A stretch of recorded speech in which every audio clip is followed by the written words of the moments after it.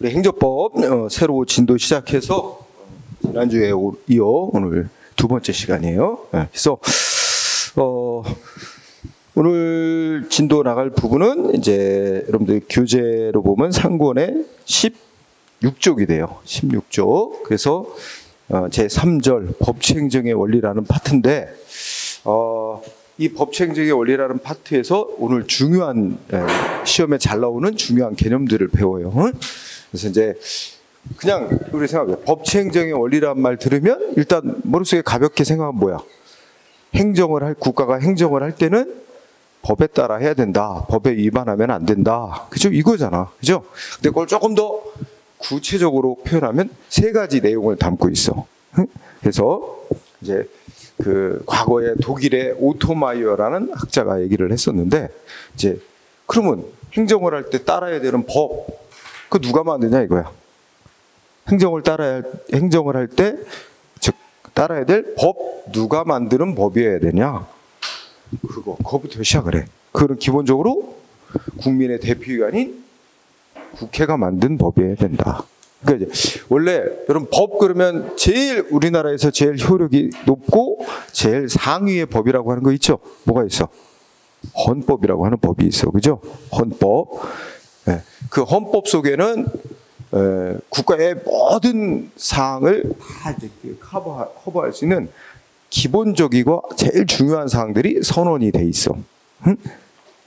다만 세세한 내용은 안 들어있고 아주 기본적인 선언, 중요한 원칙 이런 게 선언이 돼 있는 거야. 그게 이제 헌법이라고 하는 법이야. 그래서 그 헌법은 이제 우리나라에서 국민이 제정하는 법. 국가라는 하나의 공동체를 구성하고 있는 국민이 합의해서 제정하는 법, 이런 이제 법이 헌법. 그래놓고 헌법은 아까 기본적이고 중요한 걸 선언을 해놨다 그랬죠? 원칙을. 그러면 이제 좀 더 이제 구체적인 내용은 어떻게 될까? 국민의 대표기관이 우리 국민들이 투표로 대표자 뽑잖아. 우리 간접 민주주의 하잖아. 그래서 대표자인 국회의원들을 뽑아서 그 국회의원들이 모인 국회가 이제 입법부라고 국민의 대표기구죠.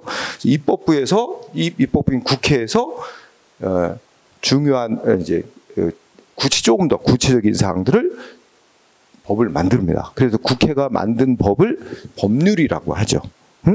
그래서 법의 효력 순서가 있어. 법에도 헌법이 제일 효력이 높고 그 다음에 국회가 만든 법률.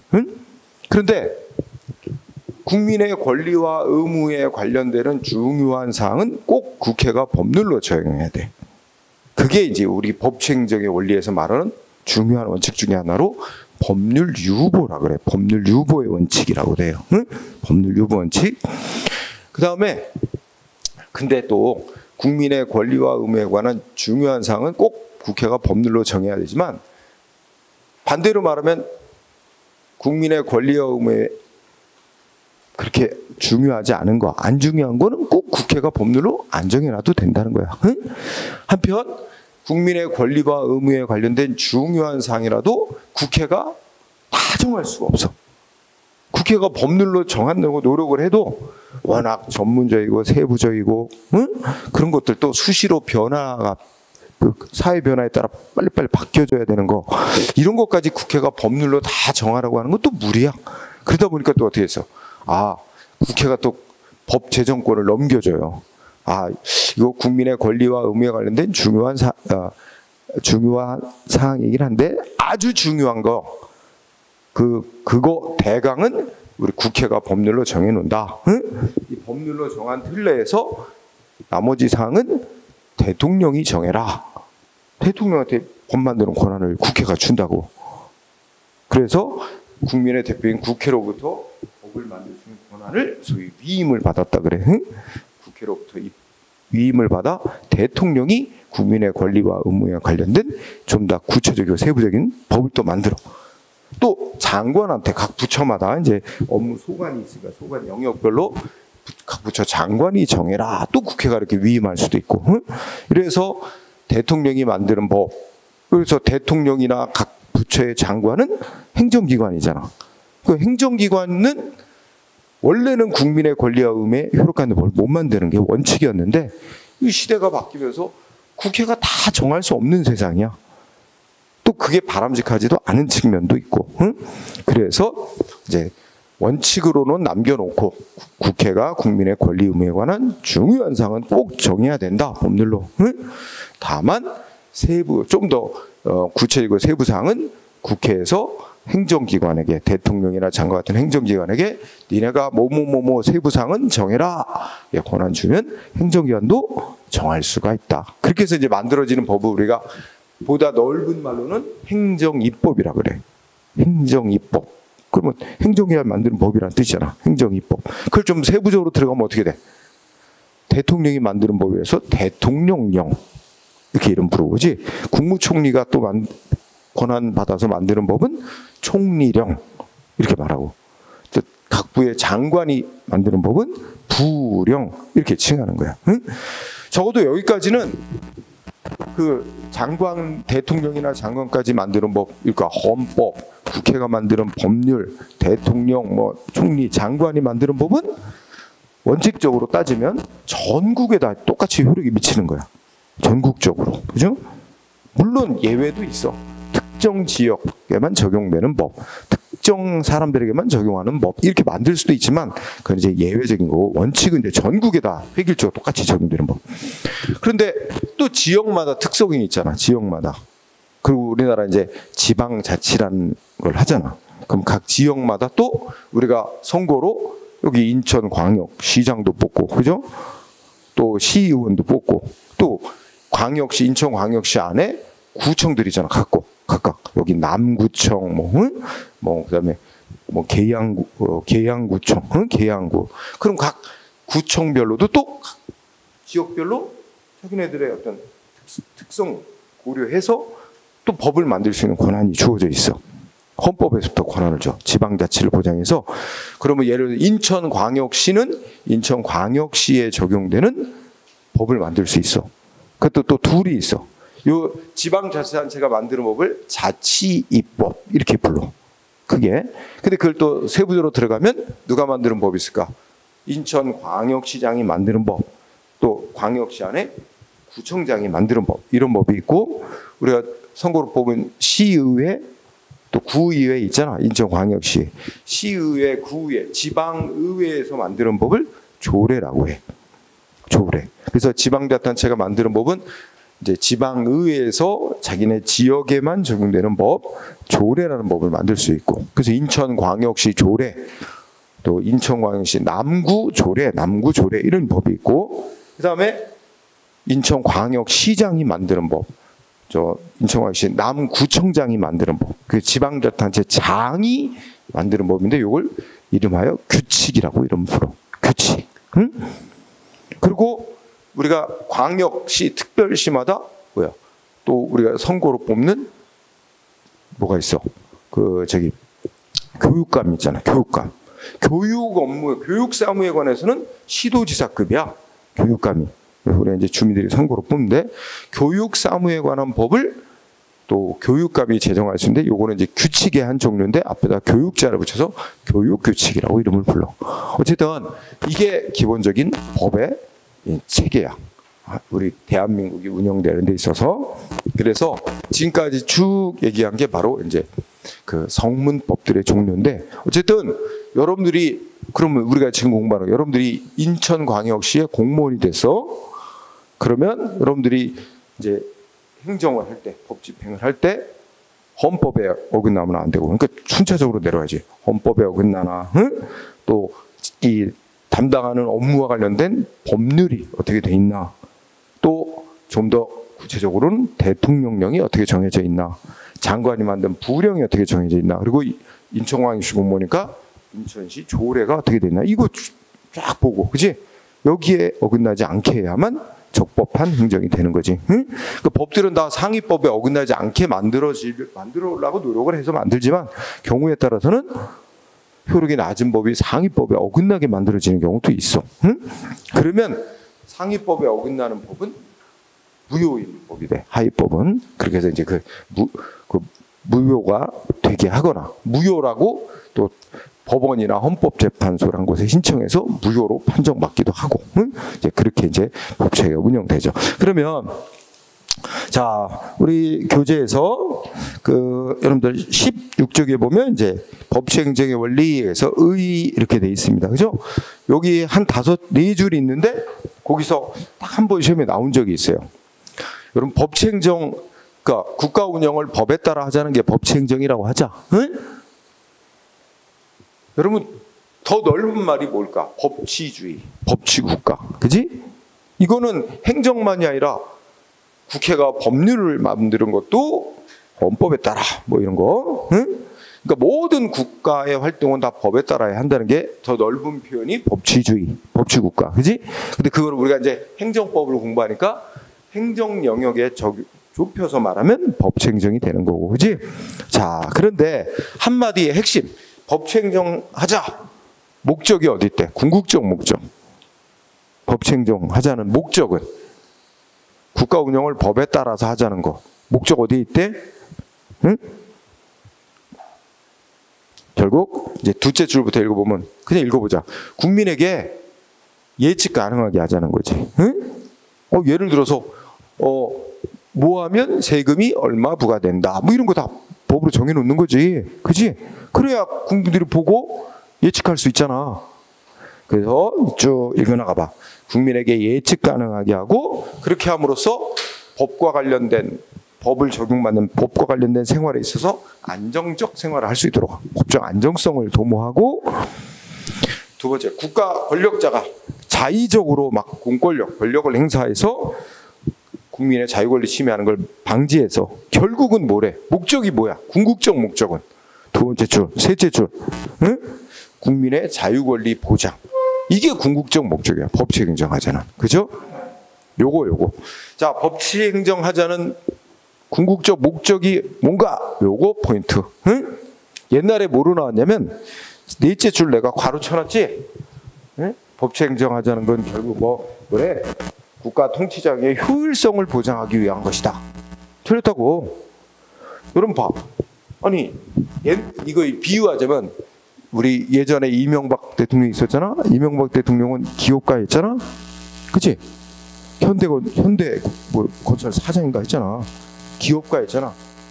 이 사람 뭔가 뭐 중요해. 빨리빨리 뭐 해가지고 뭔가 성과를 내고 효과를 내는 게 중요하단 말이야. 이 사람은 쭉 살아온 인생. 그치?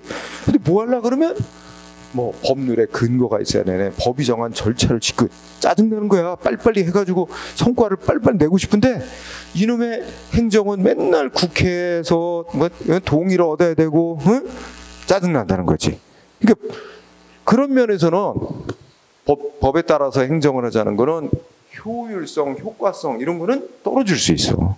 근데 그거보다는 그걸 조금 희생하는 데 있어도 어떻게 돼? 여기 나왔듯이 국민에게 예측 가능하게 하고 법적 안정성 보장해서 결국 국민의 자유 권리를 보장하자는 거. 그지? 그 역사적 경험에서 나온 거야. 지난번 시간에도 얘기했지만 옛날에 세습 때는 절대 군주가 통치하던 시대를 경험했단 말이야. 옛날에. 여러분이야 나하고 뭐 경험 못했지만 옛날에 세습되는 군주는 멋대로 세금 걷어라 그러면 걷는 거잖아. 강제로. 예측 가능하지가 않아. 그러니까 뭐 국민의 재산권이라는 것도 보장이 안 되고, 그죠? 그런 시대를 거치면서 바로 이게 국가 권력자의 이런 횡포로부터 보호받기 위해서는 법에 의해서 국가가 운영되도록 해야 한다. 이게 이제 생겨난 거지. 응? 근대국가, 즉 시민혁명 이후에, 그죠? 그래서 권력 분립 나오고 법치주의 나왔다 그랬잖아, 그죠? 지난 시간에. 자, 그래서 그 한마디 얘기했고요. 네. 그러면 의 부분은 이제 그 정도로 하면 돼요. 그리고 이제 동그라미 2번도 한번 눈을 읽어보자. 그리고 법에 따라 하자는 거는 한편으로는 두 가지 측면이 있어요. 소극적으로는 어떤 측면이 있죠? 국가 권력이 함부로 행사되지 못하도록 하는 거. 그죠? 그 통제, 제동을 거는 거야. 그죠? 네. 뭔가 세금을 막 걷고 싶어도 마음대로 못 걷어. 응? 권력자가. 그죠? 그렇게 하는 거. 그래서 소극적으로는 이제 억제, 통제하는 역할을 하고 한편으로는 이런 거 있잖아. 국회에서 법률을 제정해서 행정기관, 대통령의 장관은 뭐뭐를 해라. 이러면 어떻게 돼? 안 할 수가 없는 거야. 대통령이나 장관이라도 해야 돼. 그죠? 그러니까 적극적으로 어떤 행정을 하도록 하는 거지. 예를 들어서 뭐 국회에서 법률을 만들어서 뭐 무상급식을 해줘라. 응? 하면 대통령이나 장관, 부지장 따라야 돼. 국회에서 법률 정해놨으니까. 응? 그러니까 하기 싫어도 자기 어떤 정치 이념하고 안 맞아도 법률이 제정돼 있으면 그에 따라야만 되잖아. 그러니까 적극적으로 뭔가 행정을 하도록 하는 또 역할을 해, 법은. 그래서 동그라미 법은 소극적 기능만 하는 게 아니야. 그죠? 적극적 기능도 한다. 이해됐어요? 자, 여러분 이건 여담이지만 지금 우리 지금 윤석열 대통령이잖아. 근데 윤석열 대통령을 배출한 당이 국민의힘이지. 근데 국민의힘이 국회에서 어떻게 돼?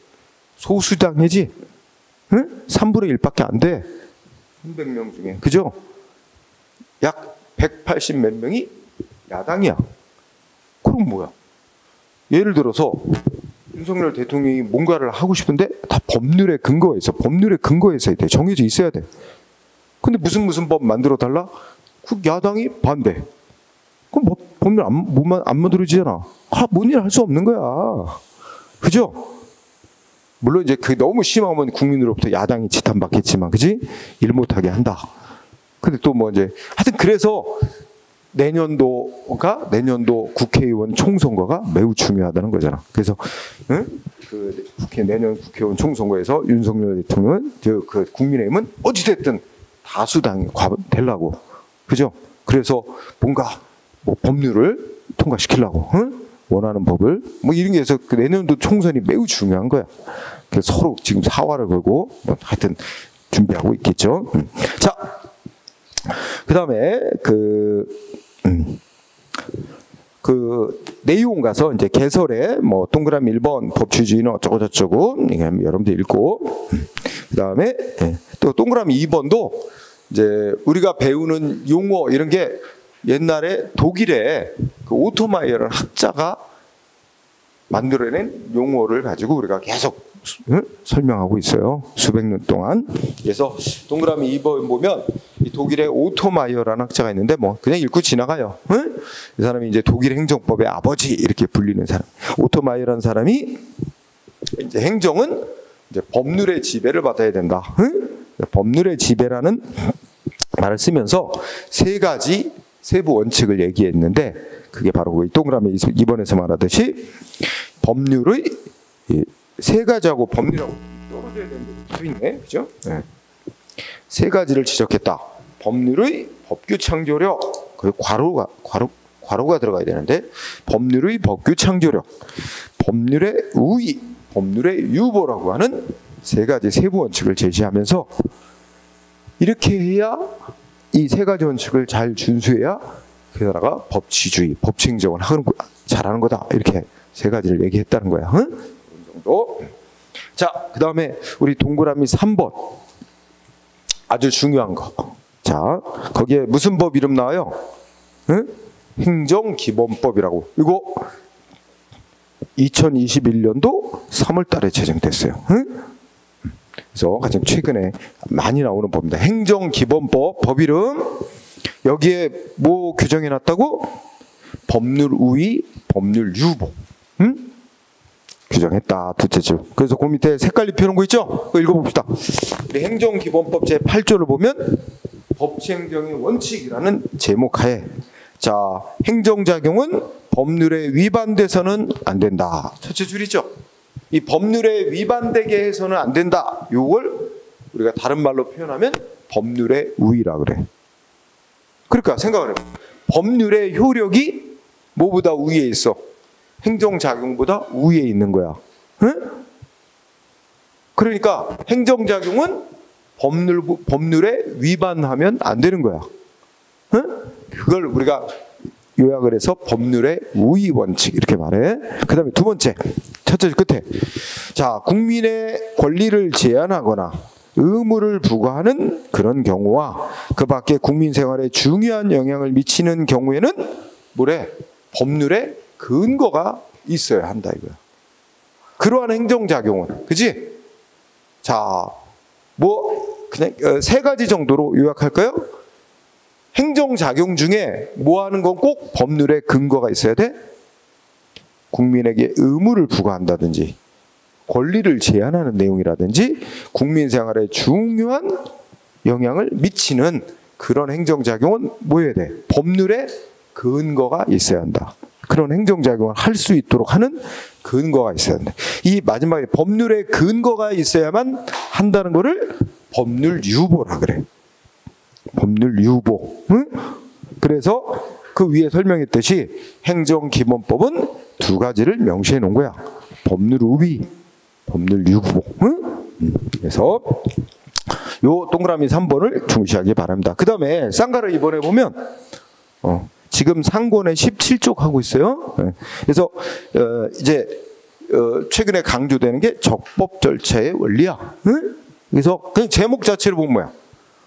절차. 응? 법이 정한 절차를 준수하면서 해야 된다는 거예요. 지난 시간에 잠깐 얘기했지만 오늘날에는 결과, 내용 못지않게 과정이 중시되는 거예요. 법이 정한 절차를 지켜서 해야 된다는 거죠. 응? 그래서 자, 동그라미 1번 읽어보세요. 뭐야? 그냥 모든 국가장용은 정당한 법률과 정당한 절차에 따를 것을 요구하는 헌법 원리로서 국회가 제정한 법률은 절차 면에 있어서도 실체는 내용이라고 생각하면 내용에 있어서도 모두 적정함을 요구한다. 그죠? 자, 그래서 여러분들 우리 동그라미 2번 얘기했죠? 동그라미 2번 보면 뭐 써놨냐면 4줄 정도, 5줄 정도를 우리 헌법재판소 결정을 써놨어요. 일단 한번 여러분 눈으로 읽어보세요. 자, 우리 헌법 12조 1항, 12조 3항 이렇게 시작하죠? 그리고 여러분들 그 동그라미 2번에 아래 보면 헌법 12조 드러났죠? 이거 외울 건 아닌데 우리 색깔 입혀놓은 헌법 12조 한번 읽어봅시다. 우리나라 최고법인 헌법 12조에 보면 자, 헌법 12조가 12조와 13조가 국민의 기본적 권리로서 신체의 자유를 규정해 놓은 거예요. 12조 1항을 보니까 외우지 마요. 그냥 읽어나가요. 모든 국민은 신체의 자유를 갖는다. 그래서 누구든지 법률에 국회가 제정한 법률에 의하지 아니하고는 체포당하거나 구속당하거나 압수수색 신문을 받지 아니한다. 응? 또 국회가 제정한 법률과 적법한 절차에 의하지 아니하고는 처벌을 당하거나 보안 처분을 당하거나 강제 노역을 받지 아니한다. 이게 국민의 신체의 자유를 보장하는 거죠. 응? 그리고 셋째, 그래서 12조 1항 둘째 줄 끝에 가면 적법한 절차라는 표현이 등장하죠. 응? 그 다음에 넷째 줄, 사람을 체포하거나 구속하거나 압수하거나 수색을 할 때는 적법한 절차에 따라 검사가 신청을 해서 누구한테? 판사한테. 그죠?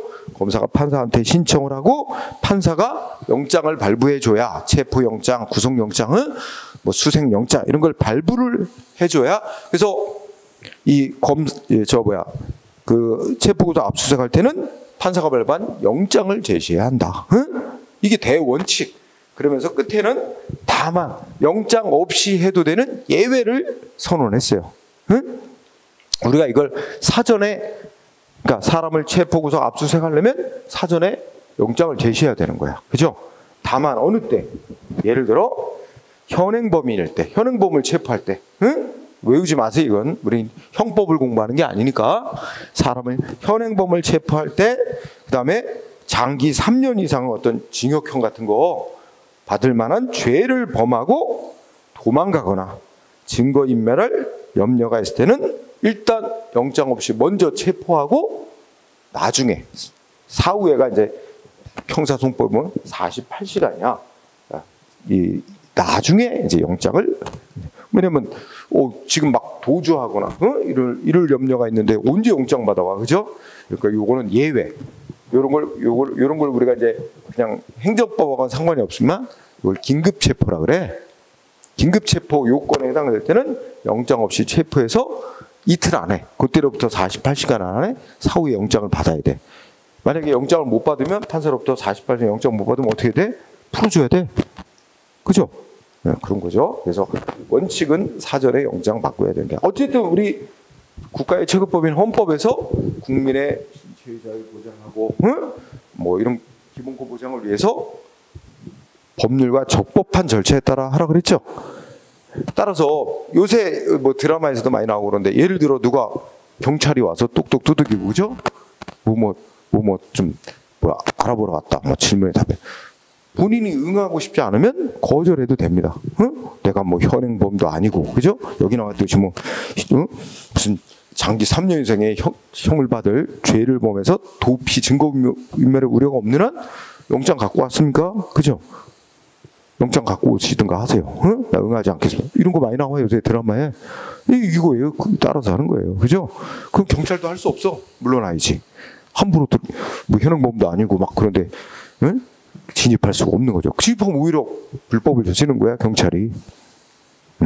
자, 어쨌든 자 다시 본론 들어오면 우리 헌법은 원래 여기 문장 보면 사람의 신체의 자유를 보장하기 위해서 적법한 절차에 따르라고 돼 있잖아.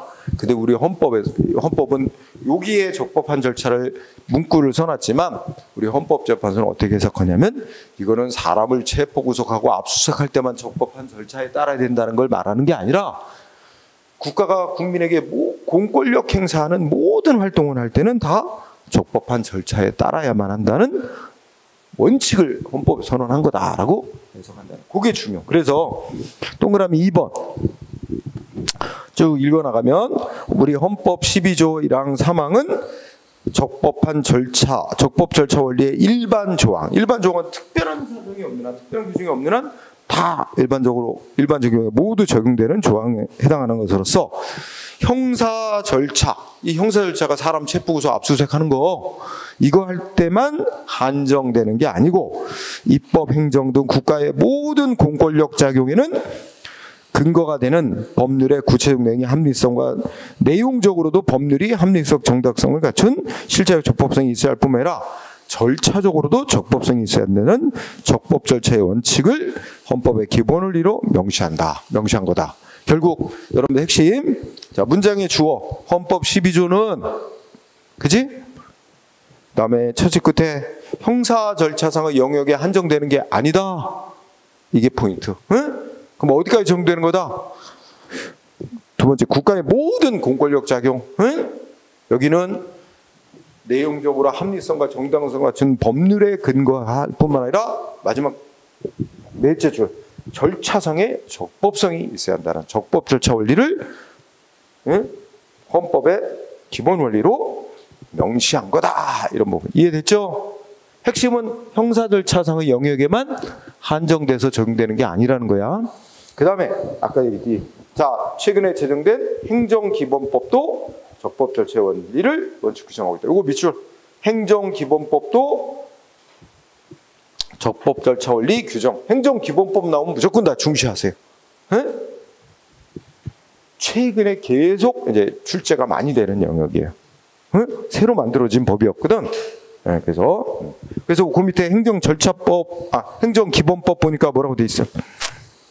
제목에 국가와 지방자치단체의 책무라는 제목하에 1항 국가와 지방자치단체는 국민의 삶의 질을 향상시키기 위해 적법 절차에 따라 공정하고 합리적인 행정을 수행할 책무가 있다. 책임과 의무가 있다는 거지.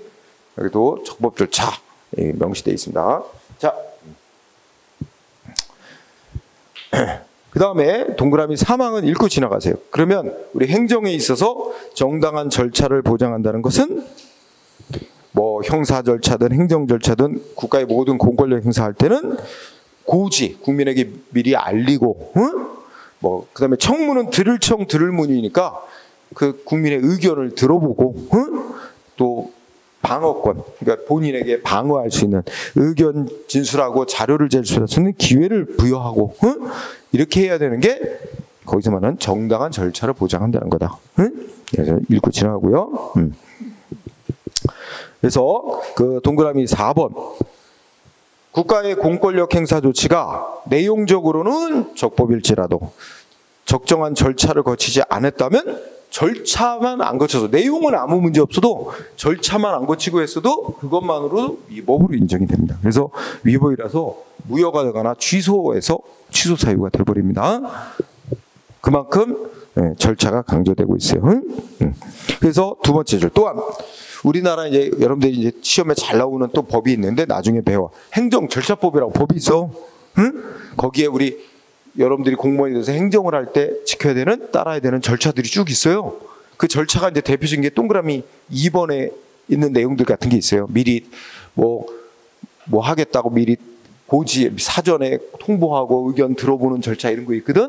그래서 이제 어쨌든 동그라미 4번에 행정절차법 등 법의 어떤 절차를 지켜서 해라 하는 규정이 설령 없더라도 행정 권한 행사가 적정한 절차에 따라 행해지지 않았다면 그건 위법이다. 즉 적법 절차의 원칙이라는 법 원칙을 위반한 것이 돼서 위법이 됩니다. 이 4번 중시하세요. 4번 정도. 네. 자, 그 다음에 다음 페이지 보면 발달 과정이라는 게 있어요.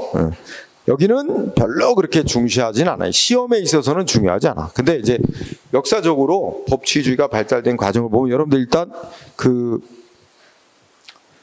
발달 과정에 위에서 세 줄 한번 볼까? 뭐라고 돼 있어? 자, 19세기 입헌 군주제 시절에 독일에서는 국민의 자유권리 보장, 인권 보장에는 법치주의의 본질적 목적에서 벗어난 형식적 법치주의로 변질됐다가 2차 대전 이후 국민의 인권 보장을 기본 이념으로 하는 실질적 법치주의로 전환되었다. 그러면 여기서 간단히 얘기하면 역사적으로 법치주의는 형식적 법치주의에서 실질적 법치주의로 바뀌었다. 요거만 순서 바꾸면 안 돼. 형식적 법치주의 그래서 실질적 법치주의로, 그것만 그 전환 과정, 그것만 잘 이해하면 돼. 여러분 형식적 법치주의는 쉽게 말하면 형식만 따지는 거지. 그러니까 법에 따라 한다. 국회가 만든 법률에 따라 행정하면 아무 문제 없는 거다. 이 사고방식이야. 근데 문제는 국회가 만들어낸 법률이 국민의 자유권리 보장 목적하고는 거리가 먼 법이야. 이 독재자의 장기 집권을 허용하는 법률이야. 근데도 국민의 대표인 국회가 만들었지 않냐? 그거 어떻게 만들었을까? 뭔가 독재자가 부정선거를 하고 뭐 해서 국회에 자기 지지 정당이 다수당이 되게 만들어. 그러면 법률 통과시키는 거는 과반수 넘으면 통과시킨단 말이야? 그러니까 어찌됐든 그렇게 해서 자기 부정선거를 해서 자기 지지 정당, 독재자 지지 정당 국회의원들이 다수 당선되게 만들어 놓고, 그리고 원하는 법, 독재자 원하는 법 다 만들어 놓고, 그리고 국민들이 저항하면 니네들이 법 위반하는 거야. 이러면서 처벌하고, 그치? 그거 정당치 못한 법임에도 만들어진 법이니까 따라라 복종하고 처벌하고, 복종 요구하고 처벌해. 이거 법치주의의 본래 목적하고는 멀어진 거야. 형식만 따져.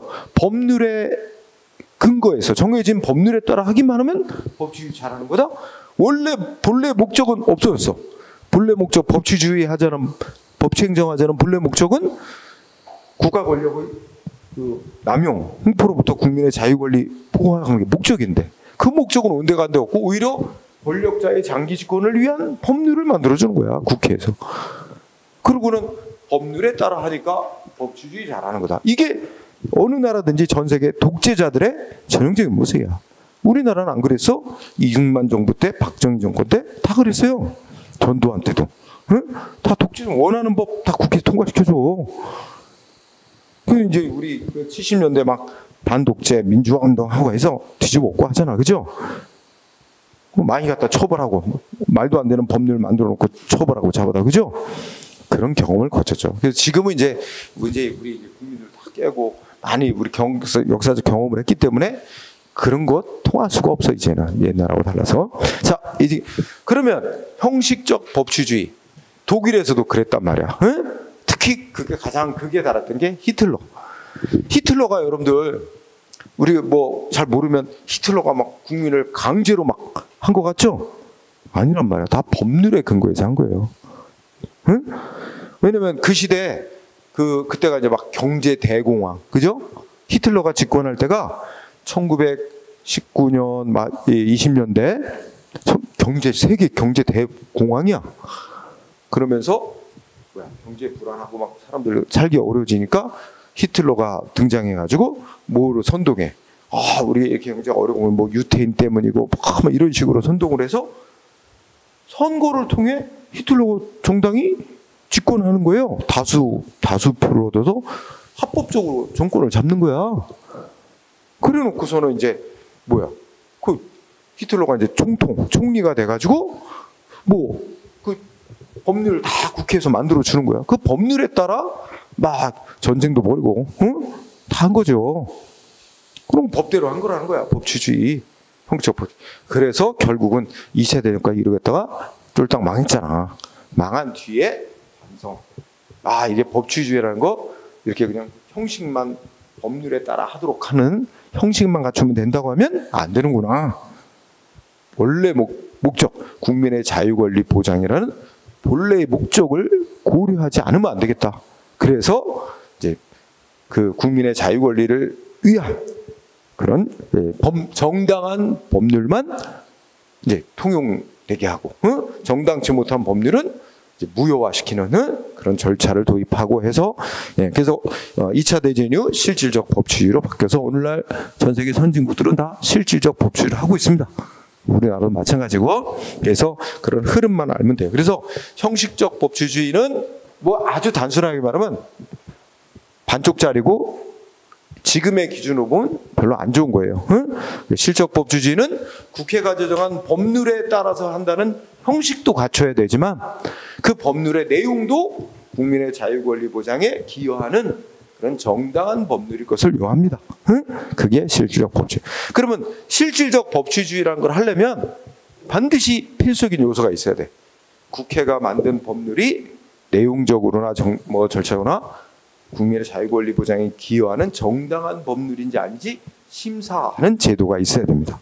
그래서 정당치 못한 법률은 무효화하는 제도가 있어야 되겠지. 그 제도가 뭐야?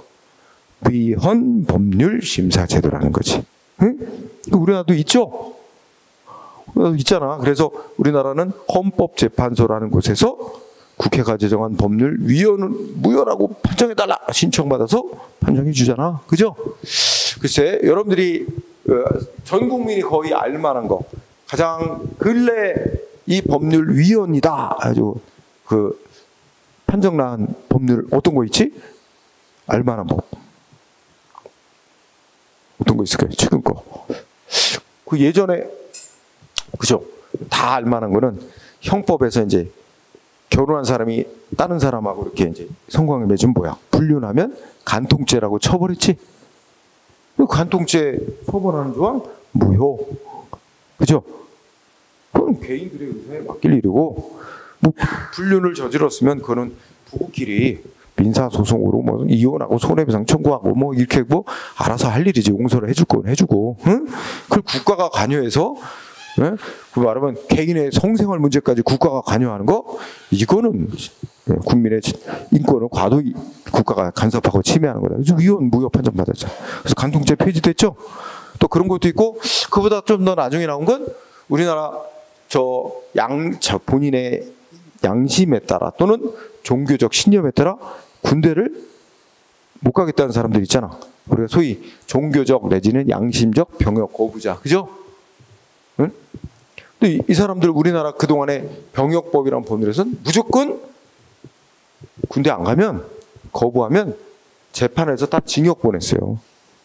그래갖고 징역 2년 정도씩 징역형을 보냈어요. 다 전과자 만드는 거였지. 그러면 우리나라 그동안에 보면 저희 종교 중에 여호와의 증인이라는 종교단체 있죠. 그죠? 그 여호와의 증인 쪽에서는 그거를 총 잡는 걸 거부해. 그래갖고 아예 군대를 재판받아서 징역 가는 걸 택하고 간다고. 응? 여러분들 병역 거부하면 공무원도 될 수 없고 대기업 같은 데 취업도 못 해요. 자영업하고 살아야 되는데 인허가 받는 것도 아마 그런 것도 제한이 많을 거예요. 하여튼 우리 사회에서 살기 어려워. 근데 거기에 대해서 뭐 했어? 아니 그러면 그런 양심상의 어떤 종교상의 이유로 군대를 못 가겠다고 하면 뭔가 다른 식으로 사회에 봉사할 수 있는 대체 복무제 이런 걸 마련해 줘야지. 군복무보다 좀 더 세고 긴 기간 동안 뭔가 할 수 있도록 한다지. 그러면 될 거 아니냐. 무조건 감옥 보내는 게 능사냐. 그죠? 그래가지고 크게 하여튼 뭐 수십 년간 논란이 되오다가 비교적 최근에 병역법 위헌 무효 판정 받았죠. 그래갖고 대체 복무제를 마련해라 해가지고 병역법 개정해서 대체 복무제 마련됐습니다. 그래서 엄격하게 심사를 해서 정말로 이 사람이 양심상 또는 종교상 병역을 거부하는 사람이냐 엄격하게 심사합니다. 그래서 인정받은 사람은 저기가 현재 뭐 하냐면 교도소, 응? 교도소에 거기서 아마 합숙하면서 군대처럼 교도소에 합숙하면서 거기 아마 뭘 담당하는지 모르겠지만 교도소에 근무하도록 합니다. 근무 기간은 군 기간에 한 1.5배 될 거예요. 그렇게 지금 현재 하고 있어요. 응?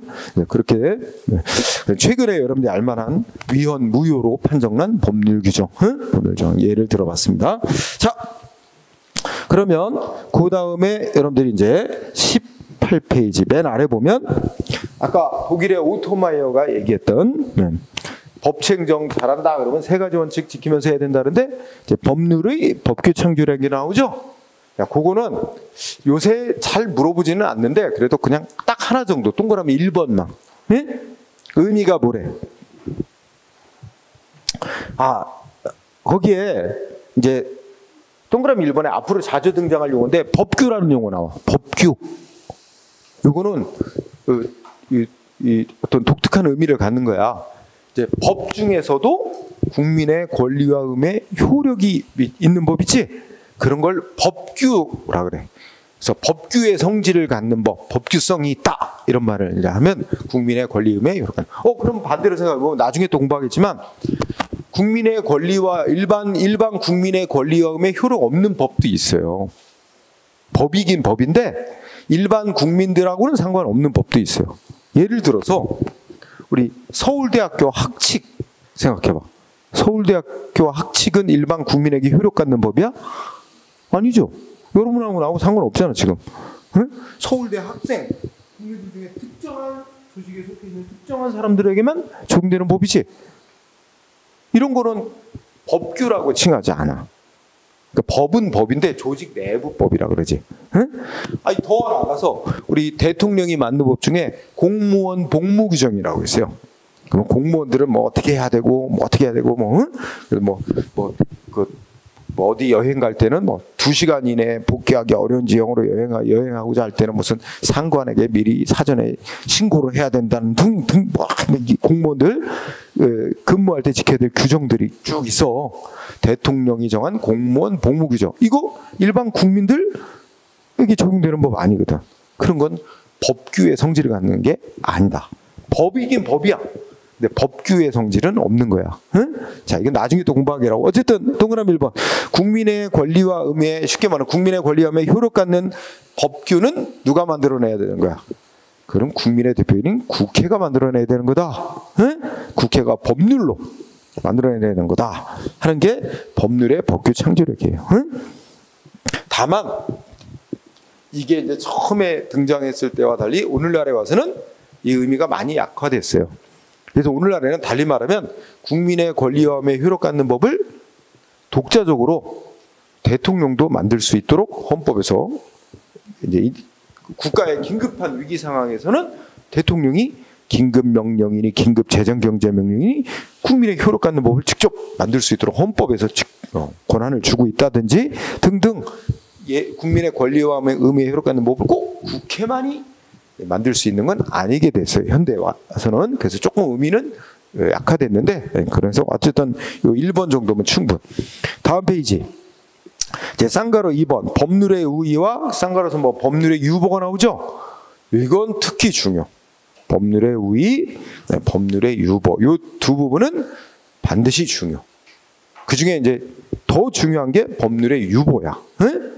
맨 아래 있는 법률의 유보인데 공부 요령은 각각의 개념, 적용 범위, 그 다음에 또 이거 둘을 또 비교해야 돼. 법률 유의와 법률 유보를 막 섞어서 틀리게 만들기도 하고 하니까 그렇게 정리를. 그래서 중요 부분이고 뒤에 가면 이제 법률의 유보와 관련된 쭉 판례도 나오고 학기설 판례. 이 뒤에 25조까지가 25조까지가 다 법률 유보에 관한 논의 중심이에요. 그만큼 법률 유보와 관련된 논의가 시험에 자주 나옵니다. 집중적으로. 응? 우리가 이제 지난번에 봤듯이 지난 시간에 했는데 보통 앞에서 공부한 것 중에 뭐 실질적 의미, 행정, 형식적 의미 이런 거라든지 통칭이라 이런 건 아주 간혹 몇 년에 한 번씩 나올까 말까 하지만 보통 1번이 이 법률의 법률 유보 여기서부터 시작이 됩니다. 보통 첫 번째 문제가. 그래서 오늘 중요한 부분을 하고 있어요. 자, 이 부분은 잠깐 10분 쉬었다가 본격적으로 시작하는 게 좋겠습니다. 자, 10분 쉬었다 하죠.